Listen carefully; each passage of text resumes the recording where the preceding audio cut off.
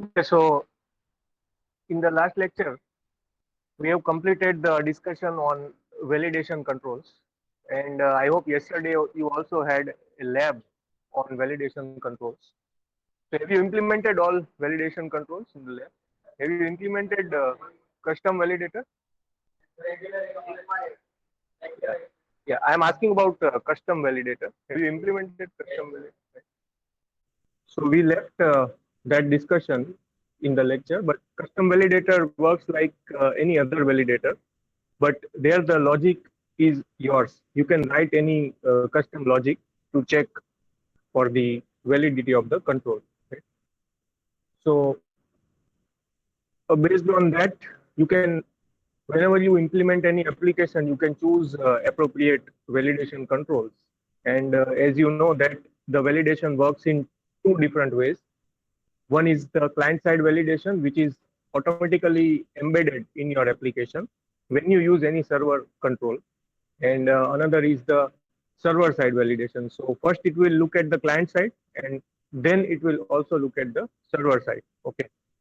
So now from today we are going to start a new chapter, new topic, that is state management or session management. So as you know, in our first sessional, we have looked at the concept of .NET framework, basic web controls and validation. In the second sessional, we will look at this session management and then basic data-driven applications, the use of database. And then once it is over, then from the third teaching phase, the entire third teaching phase, we will spend on .NET Core with MVC. Okay, so our objective right now is to finish the remaining concepts of normal .NET framework. Okay, so as per the name suggests, state management is the set of techniques through which you can maintain the values of the control across the pages. As you know, this HTTP is a stateless server. So whatever value we write, whatever controls have the values does not get preserved when you go from one page to other page. That is why in the most of the cases, we have only done the single page application. Okay. So now we will see set of techniques through which you can uh, go from one page to other page with the values of the controls. Okay. So these techniques are called state management or session management. So there is a requirement, always there is a requirement to maintain the data per user in the application, because whatever application you are writing, mostly the user is going to log into that application. So user will have its own data. That is called session specific data. So there is a requirement to maintain session specific data for the user. It may be login details or it may be a browsing data. For example, if you are browsing online shopping website, so you would like to maintain your cart throughout the session, right? You may be adding some items in the cart and later on at last you are going to check out. So all these are examples of session data or user level data that you want to maintain. So this data is always per session. Okay. Suppose I am browsing my application, so that data is for me. Suppose you are browsing the same application, so you have a different data. Okay. So that data is not global. It is a session level data or the user level data. So that is one requirement or one motivation to have a session management in the application. And another motivation is you want to pass the data from one page to other page. That is also the another application where you would like to use the session management techniques. So, so when you are running a standard ASP.NET application, what happens is you may feel that your web application is continuously running. But actually what is happening, as soon as you receive your web application, as soon as you receive your web application on your browser, the data and all the control values are they are destroyed.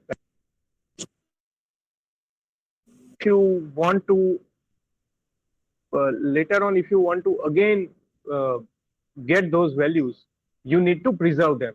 You need to preserve them in some data structure, either that is on the client side or it is on the server side. Okay.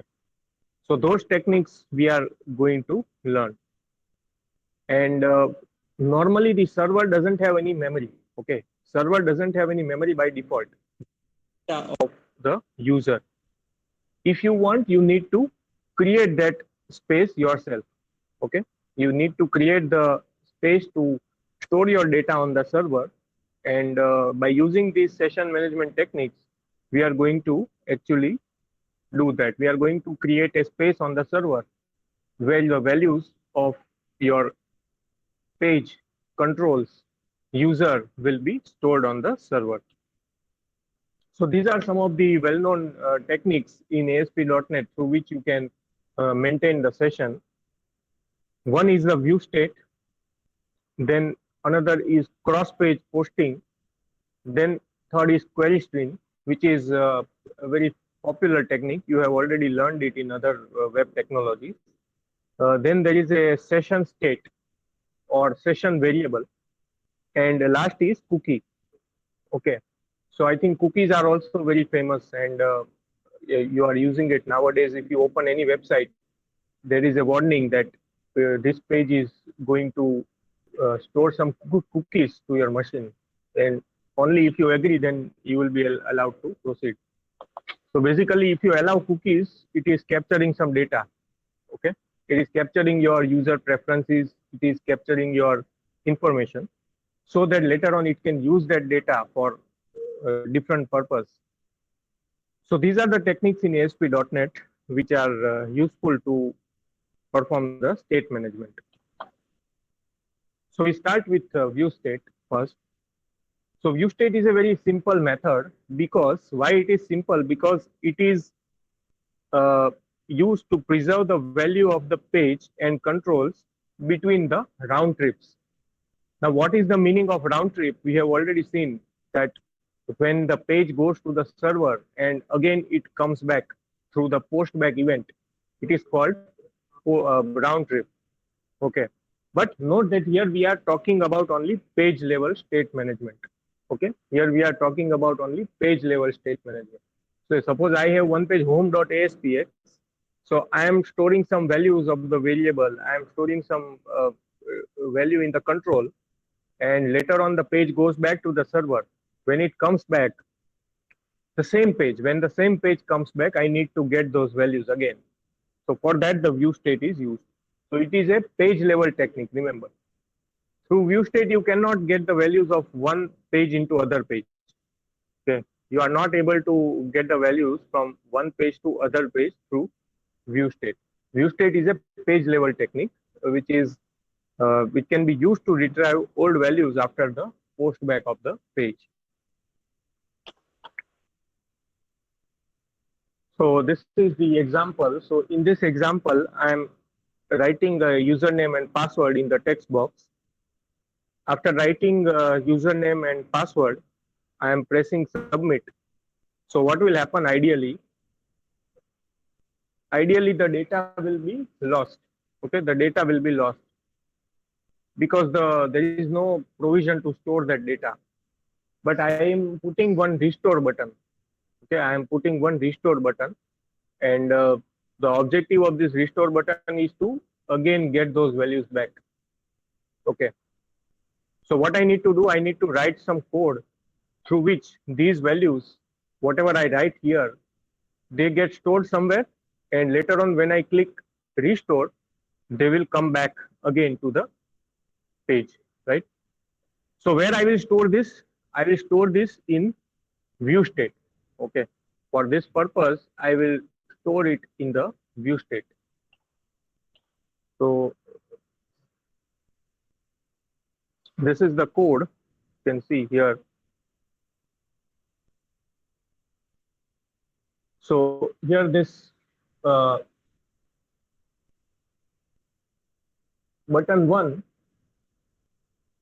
So this code doesn't have any storing mechanism. It is giving you an idea that if you use normal variables, then can you achieve this task? The answer is no, right?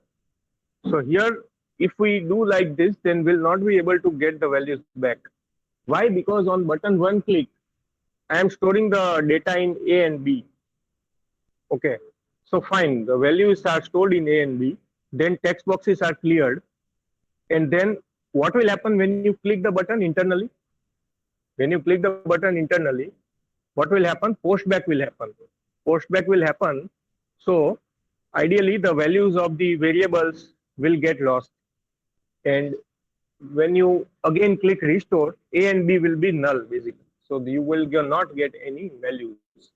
Okay. So to yeah.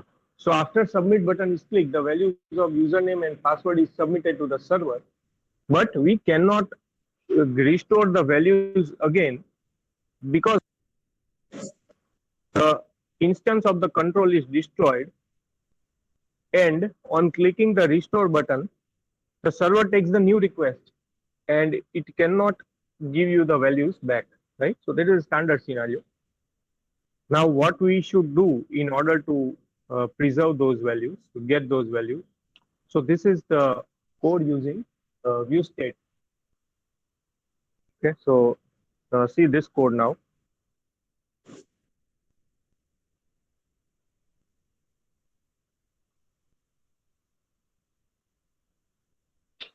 So yeah, so on my button click event, button one click. So here button one click is submit and button three is restore. Okay. So you can see that when button one is clicked, when button one is clicked, I am storing the values in view state. Okay. So view state is just like a variable. It's like a variable, but it doesn't have any data type declaration or initialization. So you can write view state, and inside the view state, you have to write the name of the key. Okay. In this name, you can write anything. So view state of name is equal to textbox one dot text. View state of password is this, and then you can be sure that once the page is posted back and comes back again to the client, the values will be still stored in the server. Unlike normal variables A and B. Okay, unlike normal variables A and B, the values will be stored in the view state variable, and you can see that now in this particular stage the values are now restored to the control, right? So this is a standard way of preserving the values of any control. Okay. Now one more thing, in with any standard ASP.NET control, there is also one property called enable view state. Okay. So it says that if you keep that enable view state property true, then the values of those controls will be preserved across the postback. So try to explore that when you get chance. But manually, if you want, you can store the values of the view state. Uh, Here you can store anything. Okay, you can store anything. You can store a property. You can store a list. You can store an object. You can store anything. Okay. Yeah. So there is a question that where these values will be stored. So we'll come back to that. We'll come back to that. What do you think? Will it be stored in server, or it is some kind of scripting through which it is stored in client only on the client side? Okay, so any answers from your side? So I got few answers that it will be stored in client side. So right, it is a kind of client side mechanism. The values are not actually stored on server. So the server side mechanism is session level variables. Okay, session level variable is a server side mechanism, but here some kind of client side mechanism is used to which the values are preserved. But you don't need to worry about that. You don't need to write any script, or you need to inspect any element. It will be done automatically.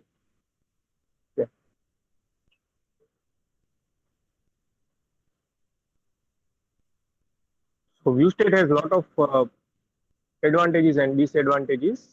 View state doesn't require any server resources for its operation. So that justifies the thing that it uses the client side mechanism. So you don't need any memory on the server side. It is passed to the client during every postback as a hidden element, right? So as you are saying, it is done through some client side mechanism, and since it this hidden element is added with every page, it adds few uh, bytes to the page. Obviously, the page will be more heavy because these hidden elements will be part of the page code, and this may affect the loading of the page. It may affect the loading of the page. Okay. Also, there is another problem that it is, since the data is passed as a plain text, anybody can tamper with this value. So, you know, you can look at the code of the page and you can change those values, what is being passed. So you should not do any sensitive work with view state, such as password or any other sensitive information should not be stored. Or if you are planning, then you should first manually encrypt and then store. But that is not a good idea. So that is, these are the advantages and disadvantages of view state. So always there is an issue. This you need to take care all the time, that whenever you are adding any control to the page, you remember that your page will be slower, because ASP.NET controls, they make the page more heavy. Okay, so that is why you should use the minimum controls and minimum postback events so that the page execution is smoother.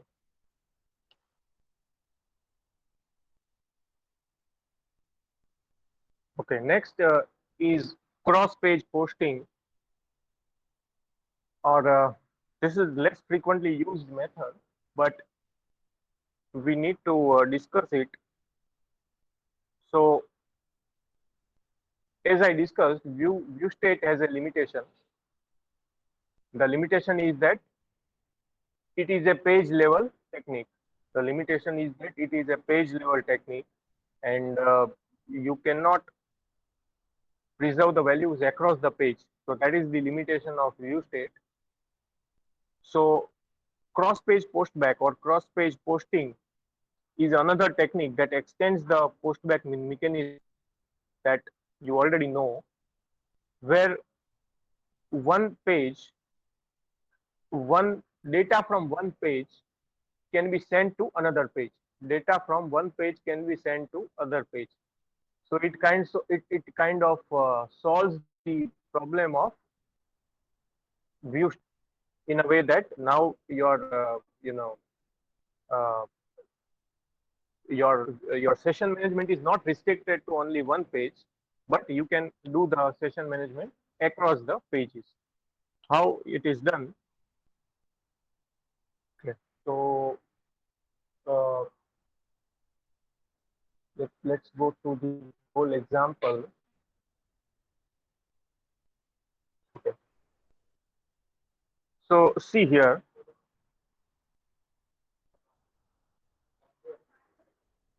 this is a source code of a normal page. There are two text boxes and one button, and there is a postback URL. Okay, there is a postback URL in one button.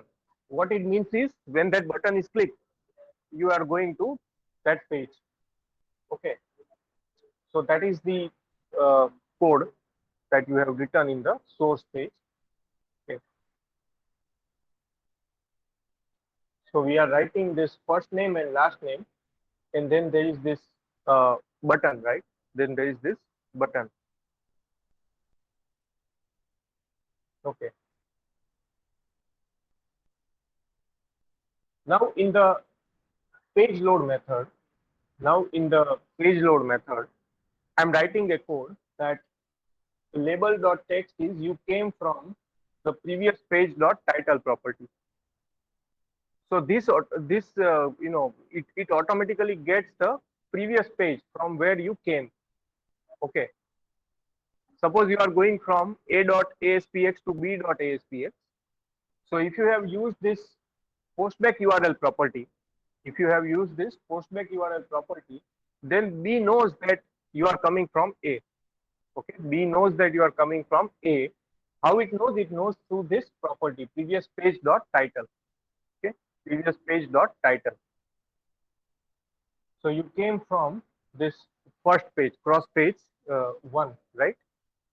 So this is which page? See the URL. Okay, it is the page where we want to go. It is the target page. So on the target page, I can get the information about the page from which I am coming. Okay. So how I am getting this value? Cross page 1 through this property, previous page dot title. So this is an inbuilt property, previous page dot title. Now the question is that just like title, can you also get these values in second page? Right now we have got this cross page 1 title in the second page. So just like that, using previous page property, can we also get these values? So that is the overall idea of the cross page posting technique. Okay. So see this is another example of cross page posting. So what I am doing, uh, see this scenario, there are two pages. Okay. There are two pages. The first page is webform.cs, the first web form. So in the first web form, I am creating one property. Okay, that is of text box type. Okay, so there are two text boxes, right? First name and last name. There are two text boxes, first name and last name. So the first name text box will give me the text box one object. The first name text box will give me the text box one object, and the last name text box will give me second text box object. Okay. Now what I need to do in the second page, okay, what I need to do in the second page, in the second page of the page load method, understand the code one by one. If previous page is not null, it means that if that page is having some information about from where your execution is coming. So understand this is a limitation of this approach, right? Because your previous page object must have some value. If it doesn't know that which is the previous page, then nothing will make sense. So if previous page object is not null, if previous page object is not null, then what I am doing, cross page 1 of previous equal to previous page as cross page 1. It means that I am creating this object. I am creating this object of type first web page and giving its reference. So this object, this previous object will basically refer to the first page now. It will refer to the first page. Okay. And then what I am writing, label one dot text is equal to previous dot first name dot text. Okay. Now here instead of this previous object, you can also write previous page directly. Okay. You can also write that. So which is previous page? This one. Now this one has a property called first name. So I can directly use that property over here. Dot text. Why dot text? Because it is a text box type of object. Okay. So in this way, you can also preserve the values of one page to other page. Okay. You can preserve the values of one page to other page. Now, can you tell me what are the disadvantages of this approach? Right. The first disadvantage is that it should have a valid previous page object. Okay. And it will be set only if you use postback URL property. And also in the second page, you need to remember these properties of the first page. Okay. So you should remember this, that there is a first name object. There is a first name object which is defined in the first page, and I need to get that value. Okay. So all these things you need to remember. And also in the first page, you need to define these controls. Okay. You need to define these controls. Okay. So this is just one way. There is also another way which I will show you in the next lecture. In that way, you can also get the values of the previous page if you remember the IDs of the text box. Okay. If you remember the IDs of the text box from the previous page, then also you can get the values of that page in the current page. So for that, you have to write one inbuilt method, find control by ID. Okay. So you have to create one object of text box and then assign it to the previous page text box using find control by ID. So you have to write previous dot find control by ID in the arguments text box 1. So that reference will be given to the current text box, and then you will be able to access the values. Okay. So this is one good way to pass the values from one text box to other text box, one page to other page. So now think about this approach. I have not included any information in the slides, but think how it is internally working. Is it still working on client side or it is a server side technique? So think about it. Ultimately, the values are stored via object. Here the values are passed via object, previous page object. So think about whether this thing works on client side or it works on the server side. So like this, you can implement the example in the lab, or even in the next lecture once we finish with all the properties, all the techniques. In the next lecture, I will show you one complete example here that includes all techniques. Okay. So it will be more clear. Okay. So next technique is query string, which is very popular, and it is a URL based technique. So query string is a URL based technique. So whatever data, whatever values, whatever information you would like to pass from one page to other page, that is passed via URL. That is passed via URL, and the query string is basically a portion of the URL after the question mark. Okay. So after the question mark, whatever you are writing, that becomes your query string parameter. It will be passed from one page to other page.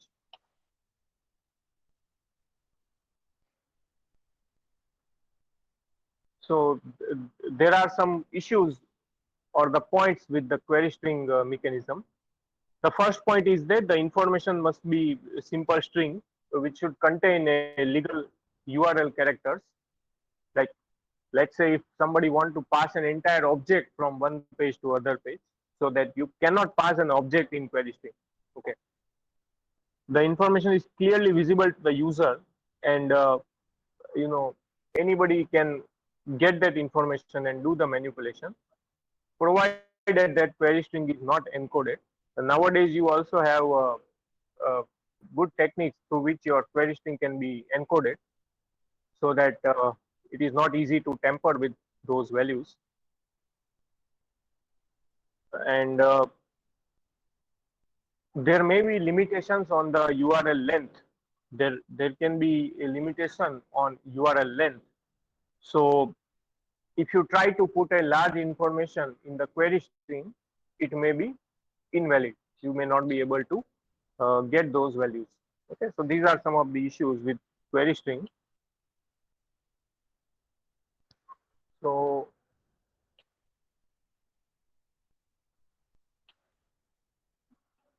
okay, so this is the example. In this example, uh, I have one uh, list box. I have one list box and I have one checkbox. So this is one list box and this is one checkbox. When I click view information, I should be redirected to another page, and whatever I have selected over here, okay, whatever I have selected over here, along with the checkbox selection, that should be passed to the another page. That should be passed to the another page. Okay. So see this code.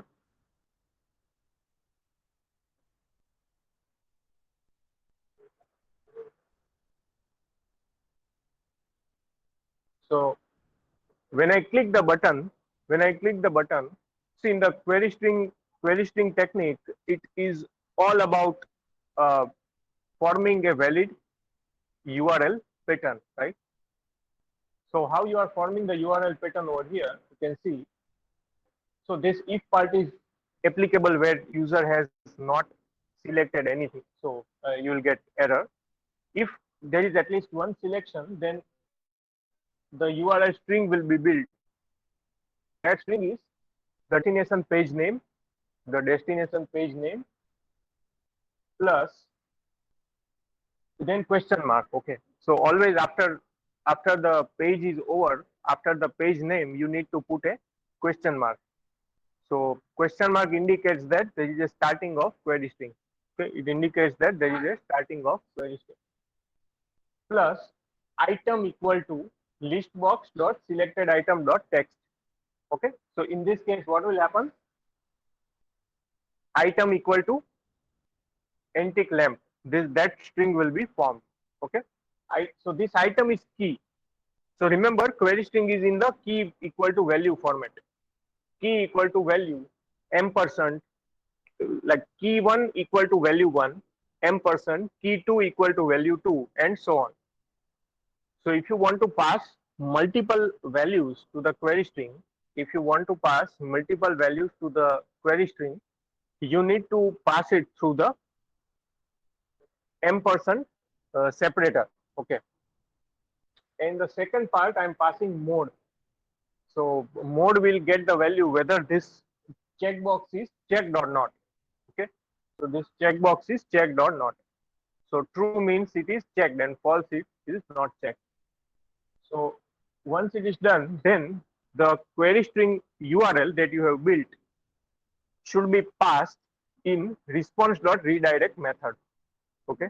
The entire query string along with the URL, the entire URL that you have formed, it should be passed in response.redirect method. So this is how it will look. Okay, this is how the query string will look. So see the query string.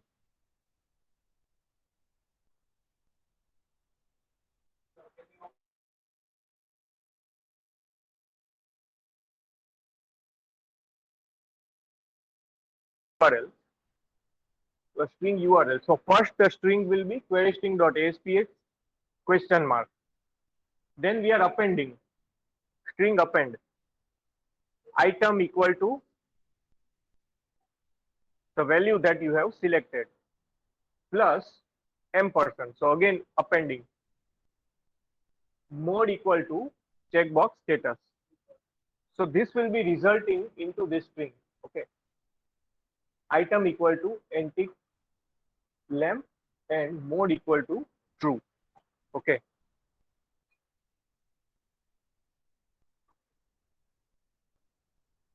So internally you can see that if there is a space between antique and lamp, so it replaces it by plus. Okay, so that is not our concern, whatever it may be doing.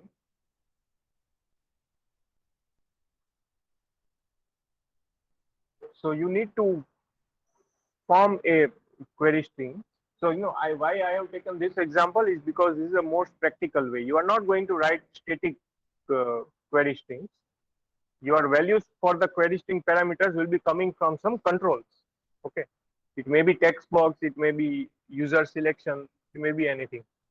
Okay, but you need to form a proper query string.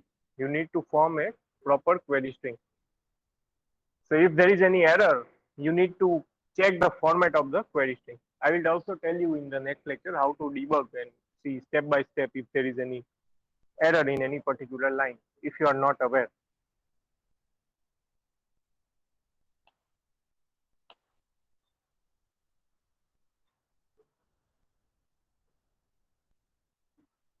Yes, I am coming to that. So there is a question that how to access those values, like here how these values are printed, no, right? You need to write some code.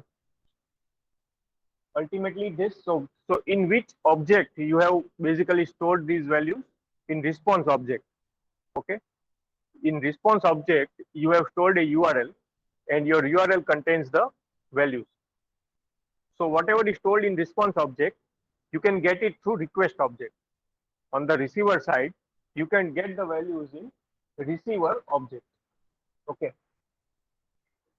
so this is the code through which you need to through which you can retrieve those values. Okay, through which you can retrieve the values. So see how I am. So there are two keys, right? There are two keys in the query string, right? Which one key is item and second key is mode. So you need to remember those key names. You need to remember those key names because that will be useful when you retrieve the values. Okay. So how to get the query string values back? That is request dot query string in the bracket name of the key. In the bracket the name of the key. Okay. So through this you can get the values back from the query string. Okay. So store the values in query string URL response.redirect, pass the URL. To get the values back, use request.query string. Use request.query string. Okay.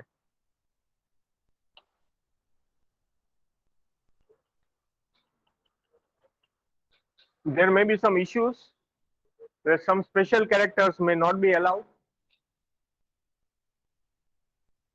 Plus is used to indicate white spaces between the words, as we discussed. What will happen if string itself contains the plus sign? What will happen if string itself contains the plus sign? Because plus sign is the internal notation to denote the space. So what will happen if your string contains plus sign? Yes, so these are all issues that you need to handle, and so that is why it is advisable to pass the query string in encoded way. Okay, so you know, just like he's saying, we need to do some coding. So it is always better to encode the query string, and once the query string is encoded, then pass the encoded version of the query string, and you need to also decode it on the receiver side. But if you use an inbuilt URL encoding technique, then you don't need to do all these things yourself. It can be handled by the framework itself. So this is the example you can see.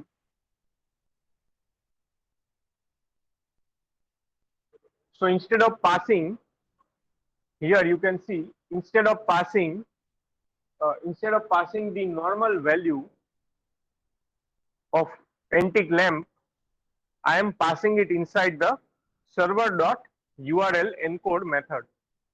I am passing it through server.encode URL method, the URL encode method. Okay. So check that when you implement this application, that you know, check the URL. So you will realize that now URL does not show you this antic lamp value like this. It will not show you this value over here. Instead, it will show you some encoding. It will show you some encoding. So you can get rid of all these issues if you use the URL encoding. And also the second advantage is that uh, your application is more safe because you are not exposing the values of the query string. Okay, you are not exposing the values of the query string. And again, it is always advisable not to pass the sensitive data through query string. Remember, so whatever techniques we have seen, view state or query string, you should not pass any sensitive data through query string, like payment details and all those sensitive information should not be passed through query string, because uh, it may get accessed by the third party through the URL. Even though it is encoded, it can be decoded back by the third party, and it can be used for it can harm the security of the application. Okay.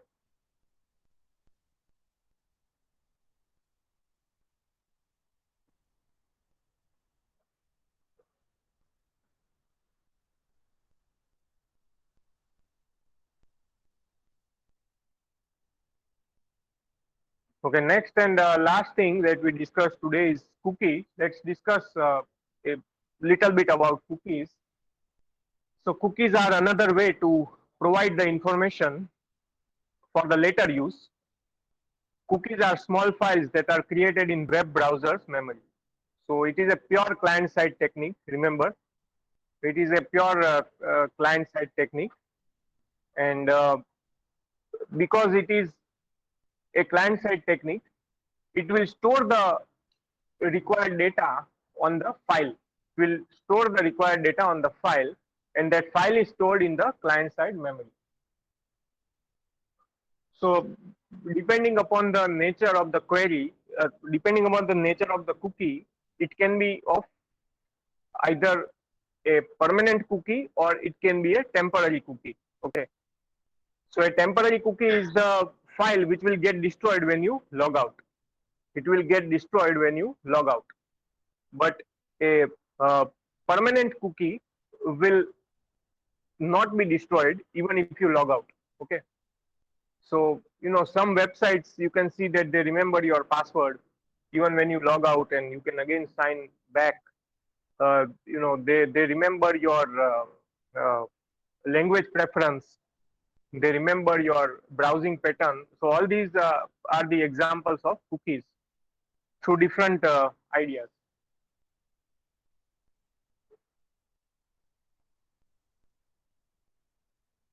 So the advantage is that it is simple to execute, it is simple to build, it is transparent, and it can be used in any pages.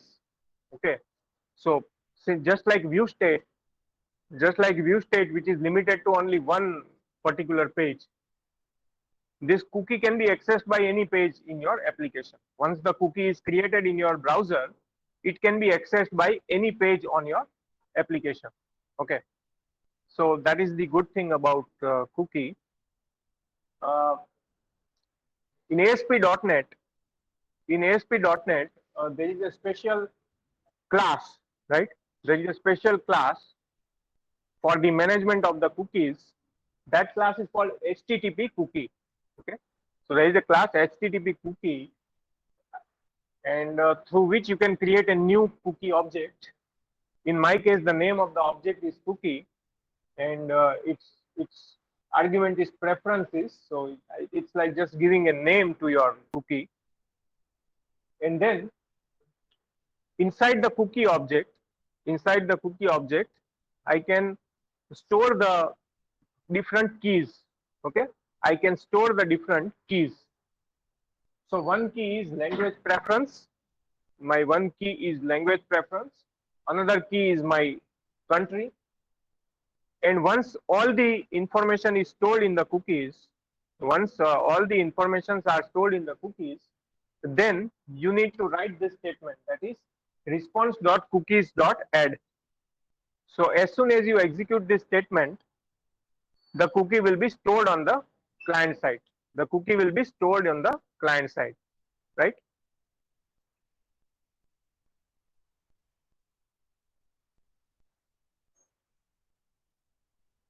Okay, so the default behavior, of the cookie object is that the cookie will get destroyed if the browser is closed or if the session is terminated. So if the session is terminated, the cookie will be expired. Let's say you want to make a cookie which lives longer. Then see the last statement. You need to add this line: cookie dot expires equal to date time dot now dot add years 1. Okay. So what will happen here? From the name itself, it should be clear, right?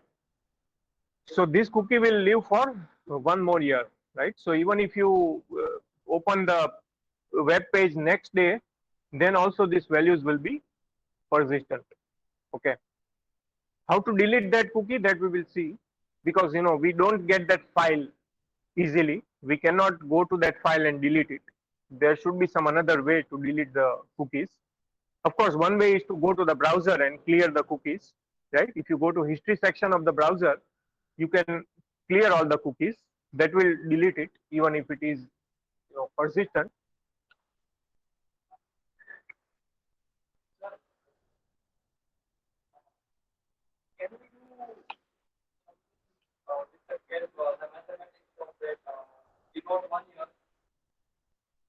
I believe previously with commands, I'm not sure if I believe in .NET, but there is some format that R into second into something. So it will just add that much time. Yes. So can we do something that we just add that much time in the negative manner? So it will just yes, then delete it. So that's another way. What he's saying is that if you write datetime dot now dot add minutes -1 or add years -1, you pass the negative value. So what will happen? The cookie will be deleted. The cookie will be deleted if you pass the negative value. There is a way to delete the persistent cookie. I think it will also be part of the slides. I'm not sure. No. But you can do it. You can delete the cookie. So what do you do is when you have sign out button on your page, right? So when you do the sign out, then destroy the cookie programmatically through passing the negative argument. Okay. So let me again repeat what he is saying. So one student is suggesting that we can add negative value to add years or add minutes or add hours method. So since this time cannot be negative practically, it will basically delete the cookie which is persistent. Okay. So that is the way to delete the persistent cookie from your system. Okay. And this is the last thing, that how to access the cookie values. Okay. How to access the cookie values simply through the cookie object. But before that, you need to get that object. Okay. You need to get that object. So this is the receiving page. Remember, now we are on the another page. We send the values through this page. Okay. And now we are on the another page which receives the value. Okay. Which receives the value. So how it will, again remember, which code we return to add the cookies? Response.cookies.add. So how to get that back? Request.cookies. So request.cookies, get that cookies back. If by chance the cookie is null, then say that there is nothing nothing to print. But if it contains some value, then get the values through key. Okay, and print it. So in that way we can print this value. Okay, we can print this value. So always store this kind of information like username, language preference, uh, and other user properties in the cookies. And obviously it is not encouraged to store the uh, sensitive information in cookies as well. Okay. So fine, we'll stop here. And so in next lecture, what I will do is I will take one example of view state, cross page posting, query string, and cookie. And after completing that example, we will see the next part, that is session state, the last technique.